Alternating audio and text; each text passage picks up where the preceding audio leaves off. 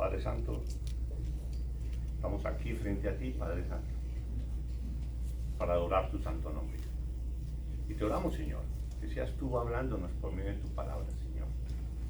Queremos conocerte cada día más, saber tú cómo te manifiestas a nosotros y saber qué es lo que tú quieres que nosotros sepamos de ti. Te damos gracias, Señor, por tu palabra y te pedimos, Señor, que tú seas quien nos hable a través de ella. Te damos gracias en Cristo Jesús.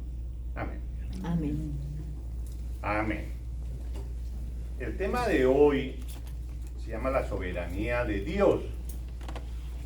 La soberanía de Dios. Hemos venido hablando algo acerca de los atributos de Dios y ustedes tienen allí una hoja donde hay una lista de 31 atributos de Dios, con algunos versículos donde pueden ustedes mirar y entender un poco más qué quiere decir cada uno de esos atributos. Eso nos va a dar a todos nosotros un mejor conocimiento de Dios. Muchas veces nuestra fe es débil porque nosotros no conocemos a Dios. No conocemos quién es Él, cómo es Él. Y eso o produce una fe débil, o por no conocer esos atributos de Dios, nosotros no disfrutamos, no nos gozamos con Él, de lo que Él ha hecho en nosotros. En la medida que conozcamos más a Dios, nuestro cristianismo y nuestra relación con Dios, nuestro conocimiento de Cristo, la exaltación de Cristo por medio de nuestras vidas va a ser mucho mejor. Pero tenemos que estudiar y conocerlo a Él mucho más, por medio de los atributos. De todos estos atributos hay unos atributos que se llaman comunicables, otros atributos que no son comunicables. ¿Qué quiere decir eso? Que hay muchos de estos atributos que nosotros debemos imitar a Dios y los podemos manifestar, como por ejemplo la bondad, por ejemplo el amor, ¿sí? La paciencia, hay varios atributos de estos que son comunicables y Él nos los ha comunicado para que nosotros los practiquemos y se los mostremos a los demás. Y otros atributos de Dios que sí son solo de Él. Nosotros no tenemos cómo ejercitar esos atributos. Solo Dios puede. Como por ejemplo, la soberanía de Dios, que es el tema que vamos a estar viendo hoy. La soberanía de Dios. Ese poder, ese control total que Él hace sobre todo lo que Él ha hecho.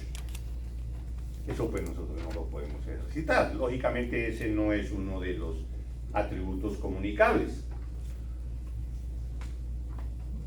Entonces hoy vamos a hablar de ese atributo. Una introducción grande, con una introducción de ese tema, y para que nosotros miremos cómo es Dios, cómo es que actúa Dios, cómo es que suceden las cosas en la vida, ¿sí? Vamos a leer, aunque no vamos a basar toda la predicación en estos versículos, pero vamos a leer estos versículos, que es un pasaje del libro de Hechos, en Hechos 4, del 23 al 31, y ese es un pasaje en el cual pues lo que vamos a leer es posterior a lo que hicieron Pedro y Juan, ¿sí? Que sanaron a un enfermo, y por haberlo sanado a la larga los metieron a la cárcel. Allá los amenazaron y les dijeron que no podían volver a hablar de la palabra de Dios así como ellos venían haciéndolo.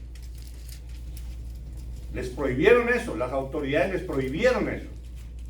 No lo hagan, va contra la ley, no está bien. Y lo soltaron.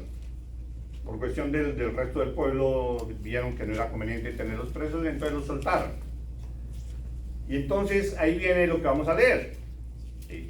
Y puestos en libertad, vinieron a los suyos y contaron todo lo que los principales sacerdotes y los ancianos les habían dicho. Y ellos, habiéndolo oído, alzaron unánimes la voz a Dios y dijeron, o sea, Pedro y Juan les contaron, no, y pasó esto con este enfermo, y lo sanamos y nos metieron a la cárcel y nos amenazaron y no podemos dar más nada.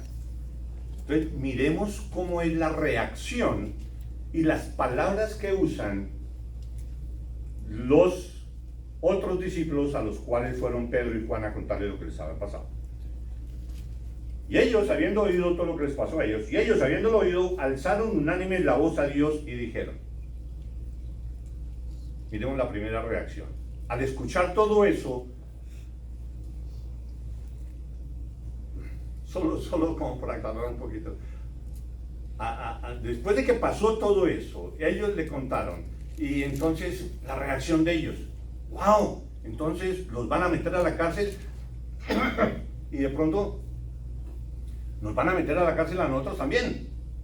No, hay que tener cuidado. Vamos a cerrar la iglesia por unos días y demos un tiempito de espera. Porque si van a hacer eso, corremos peligro todos nosotros de que nos metan a la cárcel. Entonces, cerremos por un tiempo. Hubieran podido decir algunos. Otros hubieran podido decir, ¿sabe qué? Yo tengo un amigo allá en el juzgado y puedo yo hablar con él a ver si puede interceder en alguna forma para que no nos castiguen y no nos metan a la cárcel invocando cualquier derecho y cualquier ley. Pudo haber contestado eso a algún otro.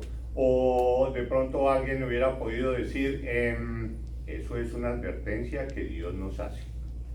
Vamos a quedarnos quietos y callados por unos días porque nosotros debemos ser prudentes. Dios nos manda a ser prudentes. Ok, no, entonces sí, hubiera podido contestar eso a otra persona. Nosotros tenemos que obedecer a las autoridades. Si las autoridades dicen cerrar, tenemos que cerrar. Mucho no podemos predicar. Contestaciones de esas hubieran sido fácilmente escuchadas o emitidas, así como nos pasó hace 2 años, o 1 año, lo que sea, y nosotros lo hicimos, afortunadamente. Bueno, circunstancia un poco diferente, lógico. Pero entonces miremos cuál fue la reacción de los que escucharon todo eso que les habían dicho las autoridades a los apóstoles. Ellos lo que hicieron fue orar. Lo primero que hicieron. No les dijeron, uy, pobrecitos, uy, ¿qué les hicieron? ¿Y qué más les dijeron? ¿Cómo estuvieron? No, lo que hicieron fue orar. Y miremos cómo orar. Miremos. Soberano Señor. Les hacen eso a Pedro y Juan y lo primero que dicen es soberano Señor. Reconociendo que Él está en control. Es lo que contestan todos los demás. Soberano Señor. En oración. Soberano Señor. Tú eres el Dios que hiciste el cielo y la tierra, el mar y todo lo que en ellos hay. Que por boca de David tu siervo dijiste, ¿por qué se amotinan las gentes y los pueblos piensan cosas vanas? Se reunieron los reyes de la tierra y los príncipes se juntaron en una contra el Señor y contra su Cristo. Porque verdaderamente se unieron en esta ciudad contra tu santo Hijo Jesús, a quien ungiste, Herodes y Poncio Pilato, con los gentiles y el pueblo de Israel. ¿Para qué? Para hacer cuanto tu mano y tu consejo había antes determinado que sucediera. Se juntaron todos estos gentiles, judíos, fariseos y todos ellos. Se juntaron, y Pilato, se juntaron, ¿para qué? Para hacer lo que tú ya habías decidido con anterioridad que sucediera. No para hacer la voluntad de ellos, para hacer lo que tú habías decretado. Eso está completamente de acuerdo con la primera palabra de la oración. Soberano Señor. Él ya había decretado todo lo que iba a pasarle a Cristo Jesús. Pero aquí ellos están hablando en contra de todos esos que se unieron para hacer lo que Dios ya había decretado. Y ahora, Señor, mira sus amenazas y concede a tus siervos con todo denuedo hablen tu palabra. No dice, y ahora, Señor, mira sus amenazas y quítales de la mente a ellos. Y te oramos para que tú les hagas cambiar de parecer en su mente y que echen para atrás la medida que están tomando en contra de nosotros, de no poder reunirnos o lo que sea. Mira sus amenazas, transfórmalos, Padre. Dinos qué hacemos, dinos qué debemos hacer. No dijeron nada de eso. Lo que dijeron fueron, y ahora, Señor, mira sus amenazas y concede a tus siervos que con todo denuedo hablen tu palabra. Concede a tus siervos hacer exactamente lo que están prohibiendo las autoridades. ¿Por qué? Porque eso es tu voluntad. Tú nos dijiste que esa es tu voluntad y eso es lo que nosotros tenemos que hacer y es lo que te pedimos que nos ayudes a realizarla. Entonces, concede a tus siervos que con todo denuedo hablen tu palabra mientras extiendes tu mano para que se hagan sanidades y señales y prodigios mediante el nombre de tu santo Hijo Jesús. Cuando hubieron orado, el lugar en que estaban congregados tembló. La presencia de Dios como contestación a esa oración tan que glorificaba tanto a Dios, empezando desde llamarlo soberano, Señor, y hasta terminar ahí en que danos fortaleza para hacer tu voluntad. Cuando hubieron orado, el lugar en que estaban congregados tembló, y todos fueron llenos del Espíritu Santo y hablaban con denuedo la palabra de Dios.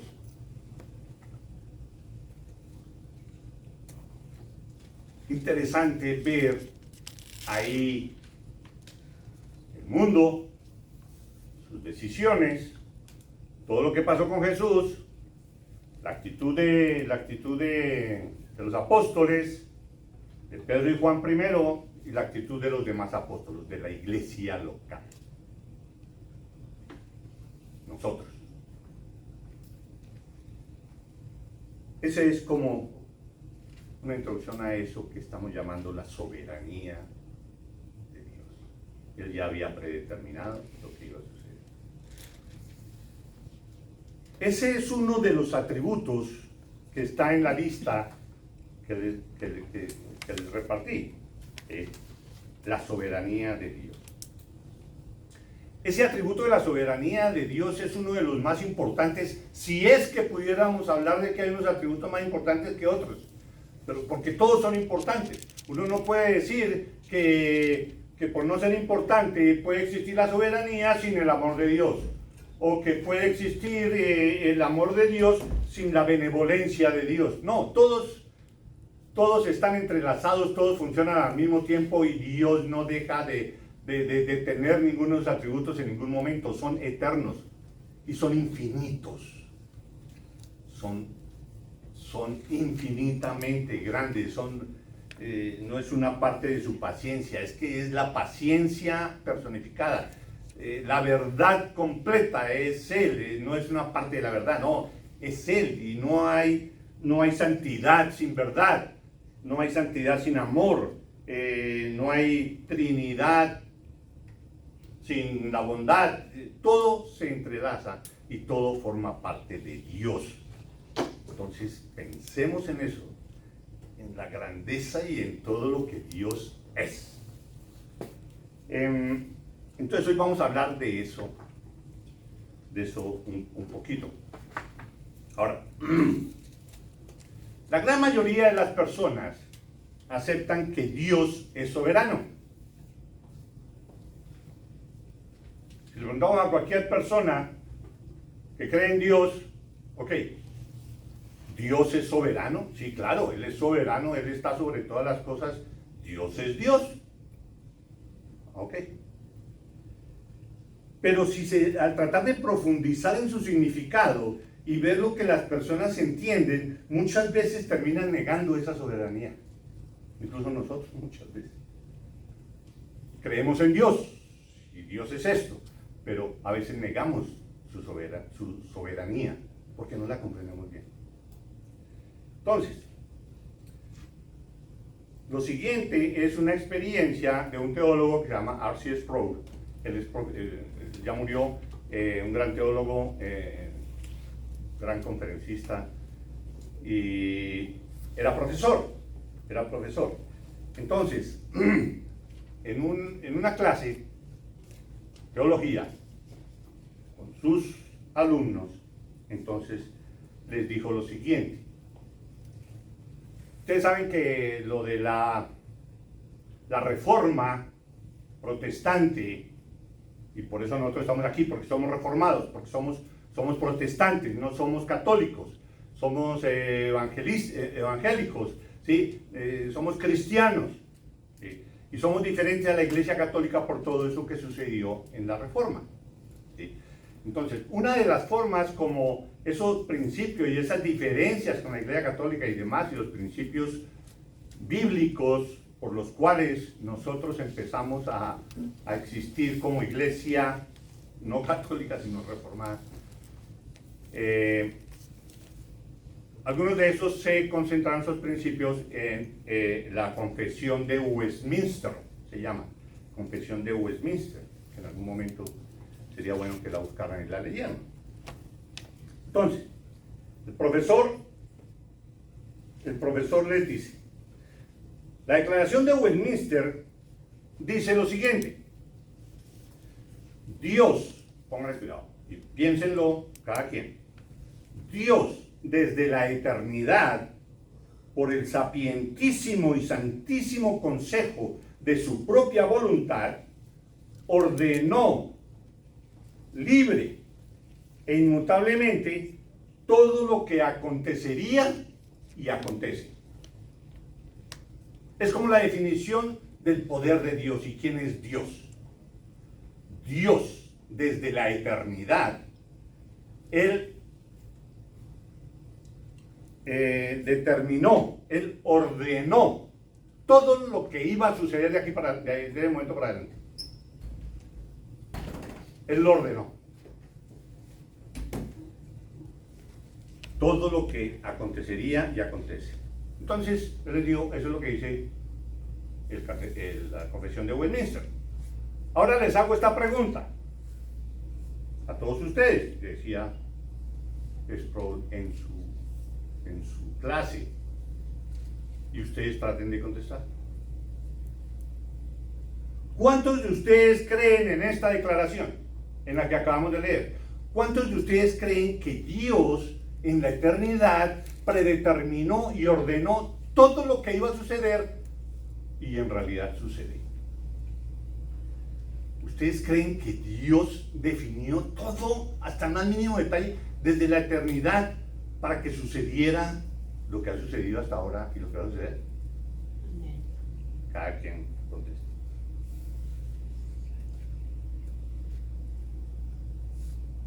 En el momento en la clase, según él, 70% dijo que sí, estaba de acuerdo. Que estaba de acuerdo con eso. ¿Sí? Y luego, pues, hizo la pregunta al revés. ¿Cuántos de ustedes no creen en esta declaración de que Dios determinó desde la eternidad todo lo que iba a suceder? ¿Cuántos de ustedes no creen? Entonces, como 25 personas, o el 25% levantaron la mano y dijeron, no creemos en eso. Creemos en Dios, pero no a ese extremo que ya todo está predicho, preordenado y todo. No. 25% levantó la mano. Después les hice otra pregunta. Ok, ahora, ¿cuántos de ustedes se llamarían a sí mismos ateos? Y pues, ninguno se consideraba ateo. Todos se decían que creían en Dios. ¿Sí? Entonces dice él, aquí hay algo que no concuerda. Hay algo que no está casando. Tenemos que revisar. Los que contestaron que no creen en la declaración de Westminster, o sea, de que Dios predeterminó todo, los que dicen que no creen, ¿por qué dicen que no son ateos? Si ustedes no creen en esa declaración, ustedes son ateos. Esta declaración de que Dios ha predeterminado todo lo que existe y acontece no distingue al cristianismo bíblico de otras creencias. No, todas las creencias, llámense como se llamen, cualquier religión, cualquier cosa, cuando se habla de esto, entienden que Dios predeterminó todo porque creen en Dios, porque no son ateos, porque esa es la definición propia de Dios. Dios es el que está por encima de todo. Dios es soberano. Dios programó todo. Dios lo predeterminó. Dios lo ordenó. Dios hizo todo para que todo se diera tal cual. Entonces, si dicen que no creen en eso, es que no creen en Dios. Y todos, wow, ¿cómo así?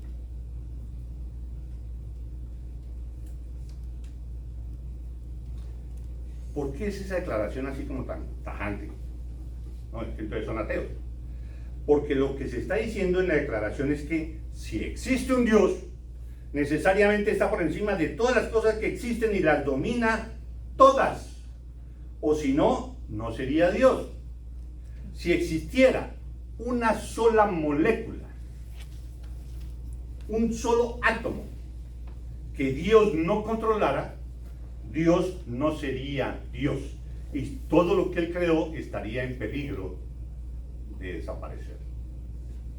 Con solo un átomo, sobre el cual Dios no tuviera control, ese átomo puede causar la destrucción de todo. Un virus, por ejemplo, de lo cual poco sabemos qué es eso de virus, qué es eso de pandemia, podría acabar con todo. Entonces, la soberanía de Dios es el atributo de Dios que muestra a Dios como aquel, pues lo digo, como aquel que está en control de todo lo que Él mismo creó. Él creó todo lo que existe y por eso Él tiene poder sobre todo, sobre todo. Antes no había nada, absolutamente nada, hasta que Él empezó a crear. Nada, absolutamente nada se sale del control de Dios, porque si no dejaría de ser Dios y se acaba todo lo que existe. Cuando se habla de que nada se sale del control de Dios, no nos referimos solo a las cosas materiales, como una molécula o un átomo, no solo eso, sino que nos referimos a cualquier acto, circunstancia, cualquier proceder tuyo, e incluso todo pensamiento tuyo. Él está en control de todo eso. Si hay un pensamiento tuyo en que Él no controle, Él no es Dios. Él está en control de absolutamente todo. Algunas veces hay personas que tratan de ayudarle a Dios, de defender a Dios con todo esto de que Él creó todo lo que existe y todo funciona de acuerdo a lo que Él haya determinado. Hay algunos que tratan de defenderlo cuando algo malo sucede, cuando una tragedia sucede. Dan a entender, los que no creen en eso como se debe creer, dan a entender que ese mal alguien más lo hizo y que Dios trata de repararlo. Unas veces Dios lo logra, otras veces no. Ok, Dios, será para la próxima vez si puedes.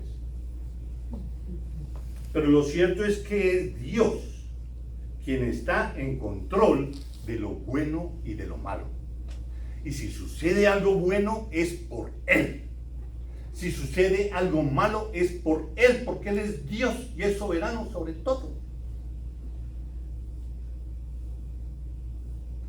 Pero Dios no creó el mal. Y ahí es donde viene dificultad para entender todo eso.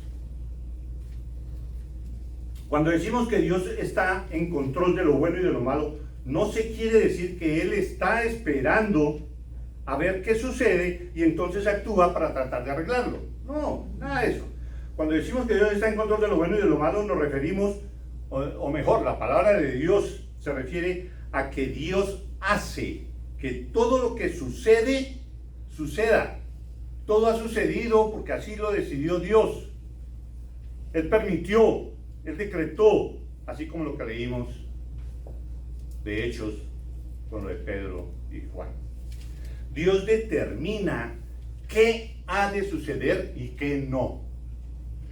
Él lo determina todo. Dios declara qué es lo que va a ocurrir y cómo va a ocurrir y a quién va a afectar. Dios ya determinó cómo es que te va a ir la próxima semana, el año entrante y el resto de tu vida. Él ya lo determinó.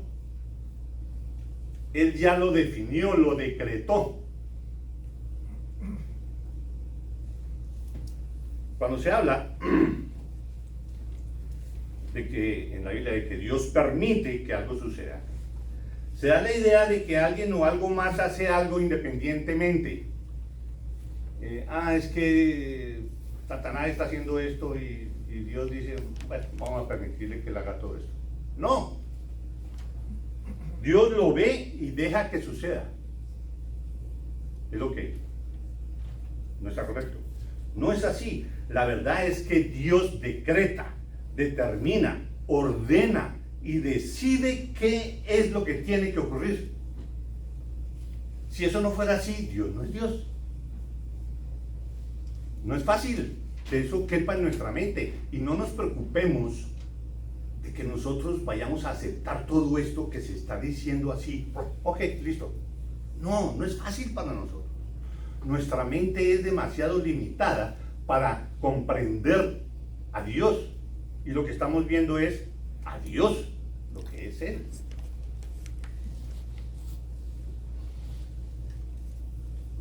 Ahora, la soberanía de Dios. Pero aquí no queda todo. Si terminara aquí la explicación de la soberanía de Dios, se caería en lo que se llama un determinismo. O sea, que como ya todo está predeterminado, no hay nada que hacer. Somos unos simples robots que somos usados para que la voluntad de Dios ocurra. Si dejamos todo ahí. No, ya Dios hizo todo. Yo no tengo nada que hacer. Yo simplemente espero a ver Dios qué es lo que tiene para mi vida y no hago nada. No puedo hacer nada porque es Dios el que hizo eso.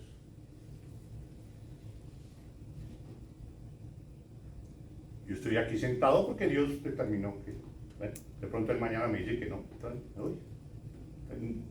yo no tengo que hacer nada. Ese es el determinismo que no es sano y hay que tener cuidado con eso. ¿Ok? Voy a leer varios versículos donde se ve la soberanía de Dios. Son Salmos 115:3, que dice: nuestro Dios está en los cielos. Todo lo que quiso ha hecho. Una declaración muy completa. Dios está en los cielos y todo lo que quiso ha hecho. Salmo 135:6. Todo lo que Jehová quiere, lo hace.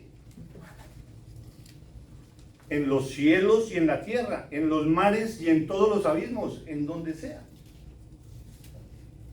Otro, Romanos 9, 20 y 21, dice: mas antes, oh hombre, ¿quién eres tú para que alterques con Dios? ¿Dirá el vaso de barro al que lo formó, ¿por qué me has hecho así? ¿O no tiene potestad el alfarero sobre el barro para hacer de la misma masa un vaso para honra y otro para deshonra? Dios hace lo que quiere. Podemos decir: Dios, ¿por qué me hiciste así? No, Dios.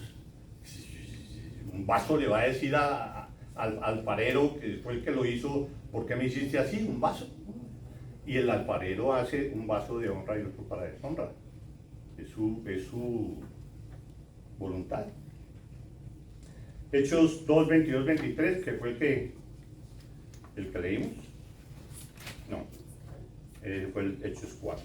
Hechos 2, 22 y 23. Es una disposición similar a la que leímos en el capítulo 4. Dice, varones israelitas, oíd estas palabras. Ese es el discurso de Pedro. Varones israelitas, escuchad estas palabras. Jesús Nazareno, varón aprobado por Dios entre vosotros con las maravillas, prodigios y señales que Dios hizo entre vosotros por medio de él, como vosotros mismos sabéis, a este, entregado por el determinado consejo y anticipado conocimiento de Dios, prendisteis y matasteis por manos de inicuos crucificándole. ¿Qué está diciendo acá? Que eso ya lo había determinado Dios, ya había predeterminado, porque ese es su consejo, esa es su voluntad, eso es lo que Él quiere que suceda. Él quiso que sucediera y sucedió con el anticipado conocimiento de Dios. Ustedes agarraron a Jesús y lo mataron, ustedes lo crucificaron. Hechos 4, 27 al 28 fue el que ya leímos. Esos versículos, y hay muchos otros, francamente, donde demuestran que Dios es soberano. Dios hace lo que Él quiere, porque es Dios y desde la eternidad. Ahora, la declaración esa que hicimos al comienzo de la Confesión de Westminster, de que Dios desde la eternidad pasada determinó todo lo que iba a ocurrir, continúa diciendo, entonces, aunque Dios ordena todo lo que va a pasar, sin embargo, póngale cuidado que viene la otra parte, que es la más difícil. Si lo anterior no lo entendimos bien, no lo aceptamos fácilmente, menos lo que sigue. Aunque Dios ordena todo lo que va a pasar, sin embargo, lo hace de tal manera que Él no es el autor del pecado, ni violenta la voluntad de las criaturas. Ni violenta la voluntad de las criaturas. Eso es muy importante. Él no violenta tu voluntad para que tú hagas esto o aquello. Tú lo decides, tú lo haces, pero eso ya fue predeterminado por Dios. Pero lo hace y eso es lo que tú quisiste hacer. Pero eso ya Dios lo había ordenado. Él no es el autor del pecado, ni violenta la voluntad de las criaturas, ni quita la libertad o contingencia de causas secundarias, sino que más bien las establece. Él no es que niega al hombre, o que el hombre no tiene nada que hacer porque ya determiné todo. No, tú vives, tú decides, tú actúas. Pero lo que tú vas a hacer, eso ya está predeterminado. Pero es tu responsabilidad. O sea que no estamos hablando de un determinismo rígido que elimina las criaturas libres, o sea, la libertad del hombre. No estamos diciendo, ninguno de nosotros podemos hacer ya nada porque ya Dios lo determinó todo. No hacemos nada. Estamos reafirmando que Dios es soberano aún sobre las criaturas libres.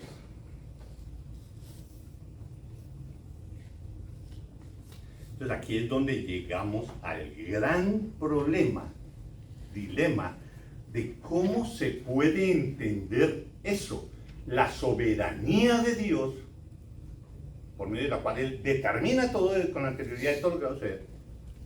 ¿Cómo vamos a coludir eso con la responsabilidad del hombre? Esto es tu responsabilidad, tú tienes que decidir, tú decides, tú haces. Pero está la soberanía de Dios, que Él ya determinó todo lo que debe suceder. Entonces, erróneamente se llega a pensar cosas erróneas, perdonen la redundancia, tales como, si Dios es soberano y Él determina todo cuanto va a ocurrir, entonces yo no puedo hacer ninguna cosa por mí mismo, sino que es Dios quien determina lo que yo voy a hacer. Si yo peco, porque Dios lo determinó así.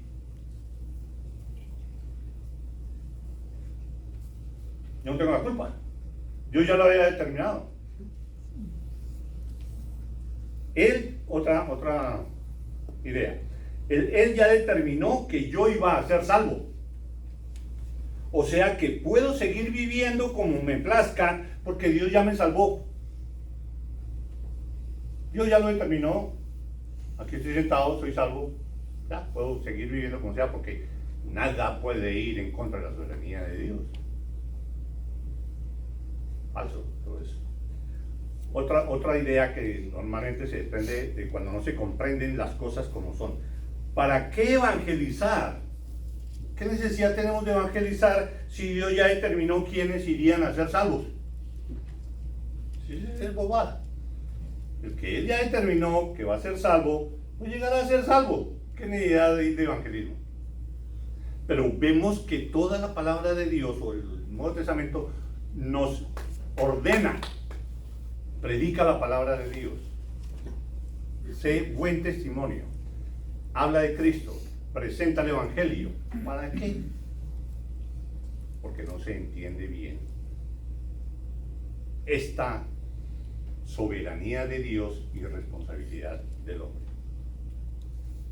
Entonces estos pensamientos erróneos surgen por no comprender a Dios y sus atributos.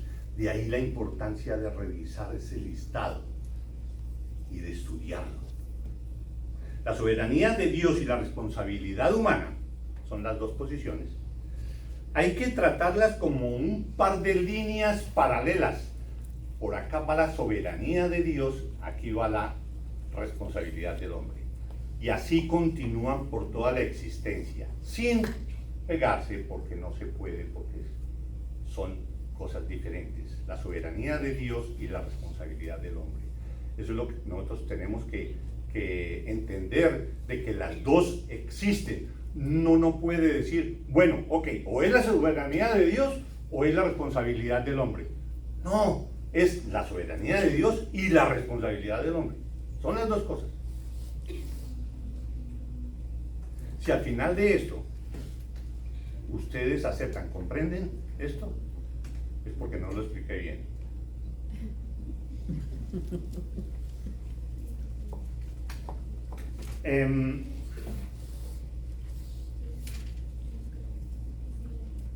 El que sean así un par de líneas paralelas y debemos nosotros entender eso. Esto es solo potestad de Dios. Dios determina, decreta todo lo que va a suceder, pero el hombre es responsable de sus decisiones. El hombre es responsable de sus decisiones. No puede decir, Dios debió ser la voluntad de Dios porque hice eso y Él ya lo decretó. No. El hombre es responsable de sus decisiones. El hombre es responsable por el pecado que comete. El hombre es responsable de venir a Cristo en verdadero arrepentimiento y fe y recibir a Cristo en el corazón por medio de la fe, recibirlo en el corazón como Señor y Salvador. Eso es responsabilidad del hombre y debe hacerlo. Es su responsabilidad. Si no vienes, estarás perdido. Si vienes, estás cumpliendo con lo determinado por Dios y serás salvo. Pero eso es cosa de Dios. Sí, es cosa de Dios. Y lo que tú vas a decidir, si vienes o no a los pies de Cristo, eso ya lo decretó Dios en la eternidad. Pero la decisión es tuya y es tu responsabilidad el hacerlo o no. Los actos y decisiones que en últimas toma el hombre son responsabilidad suya, pero al mismo tiempo esa decisión ha sido decretada por Dios. Dios predetermina todo. Eso no lo podremos comprender completamente en esta vida. No lo podremos comprender. Pero así lo muestra la palabra de Dios. Así lo muestra. Lo que leíamos de Hechos 2, 22 al 23.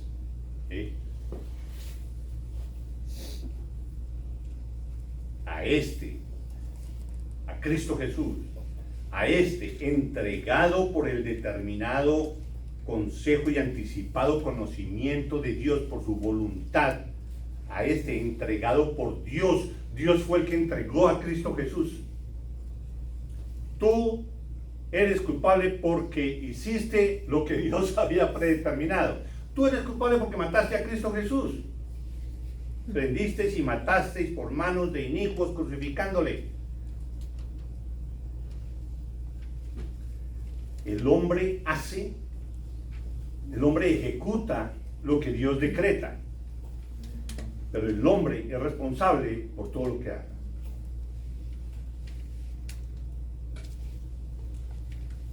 ¿Y qué es lo que nosotros vamos a hacer? Lo que Dios ya decretó. Es lo que nosotros vamos a hacer. Entender esta doctrina de la soberanía de Dios y la responsabilidad del hombre es fundamental para nuestra fe. Nos da consuelo, seguridad y esperanza.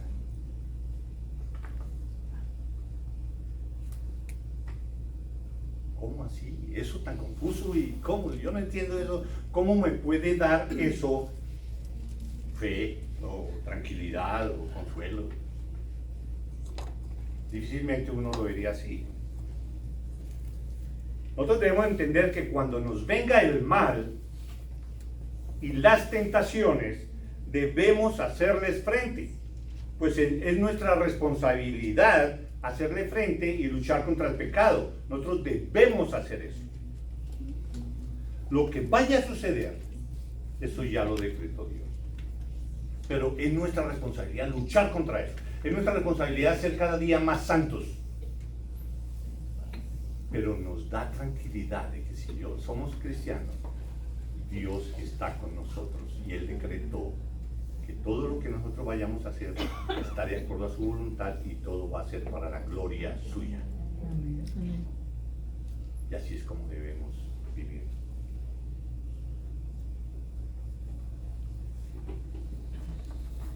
Nunca entenderemos completamente esto, la soberanía de Dios y la responsabilidad del hombre.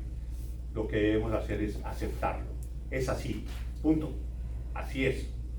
Y vivir de acuerdo a eso. Es la responsabilidad del pecador venir arrepentido a los pies de Cristo. Y lo que vas a hacer, venir o no venir, eso ya lo predeterminó Dios. Quien actúe en forma diferente y decida no hacer nada porque Dios lo hará, entonces no ha entendido ni conoce a Dios y sus atributos. No, pero entonces yo para qué me preocupo de estudiar más la palabra de Dios, siendo que pues eso, ya Dios predeterminó lo que yo iba a hacer y lo que yo iba a saber y todo. Si nosotros actuamos así es que no hemos entendido absolutamente nada a Dios. Si nosotros pensamos en algún momento de que entonces no es necesario evangelizar, que entonces yo no hago nada porque eso ya Dios lo decidió, es que no hemos entendido la grandeza, el amor, la justicia, la ira, la magnificencia de Dios. No hemos entendido absolutamente nada si llegamos a pensar en eso así. Eso quiere decir que no tenemos fe. Y sin fe no hay nada. Dios es soberano, perfecto, todopoderoso. El hombre es, no voy a decir responsable, ¿sí? No, el hombre es irresponsable, porque a veces se entiende la soberanía de Dios y la responsabilidad del hombre, como si el hombre fuera alguien responsable de sus actos, pues que actúa bien. No, completamente lo contrario. La soberanía de Dios y la irresponsabilidad del hombre que siempre desobedece a Dios, más bien. Pero Dios es soberano, perfecto, todopoderoso. El hombre es responsable, el hombre es pecador, es enemigo de Dios. Solo la soberanía de Dios nos puede cambiar, pero es la responsabilidad de nosotros venir a Cristo.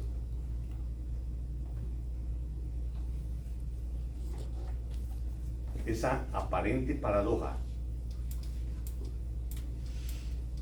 no la vamos a comprender completamente y darle la completa lógica a eso. Lo sabremos cuando estemos allá en la presencia de Dios.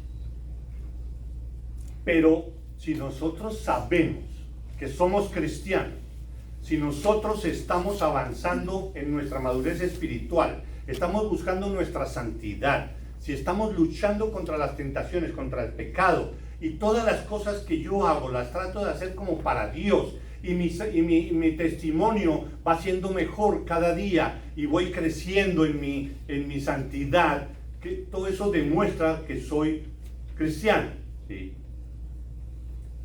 Y saber esta teoría y entenderla así, a mí me da mucho más tranquilidad. Dios es soberano. Dios, ya estoy seguro de que soy de Él. No tengo de qué preocuparme. Más bien me voy a esforzar mucho más para vivir de acuerdo a su voluntad. No es de que, ya está hecho todo, ya no tengo que hacer nada. No, todo lo contrario. Cuando se empieza a comprender los atributos de Dios, cuando se empieza a conocer a Dios. Estudien, les recomiendo, los atributos de Dios así como se los presenté ahí en esta hojita. Los que no tengan la hojita, allá sobre la mesa hay otras copias.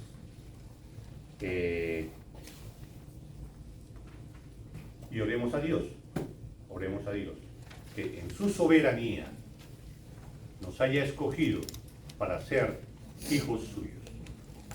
Y obedezcamos y vengamos a los pies de Cristo Jesús en verdadero arrepentimiento y fe y recibamos a Cristo Jesús en nuestro corazón como Señor y Salvador.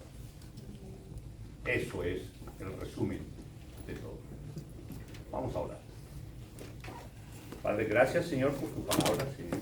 Y te pedimos, Señor, que aunque no comprendamos completamente esta situación de la soberanía de Dios y la responsabilidad del hombre, que de todas maneras, Padre Santísimo, tú sigas obrando en nosotros, nos des de sabiduría suficiente para tomar buenas decisiones y agradarte en todo lo que nosotros hagamos.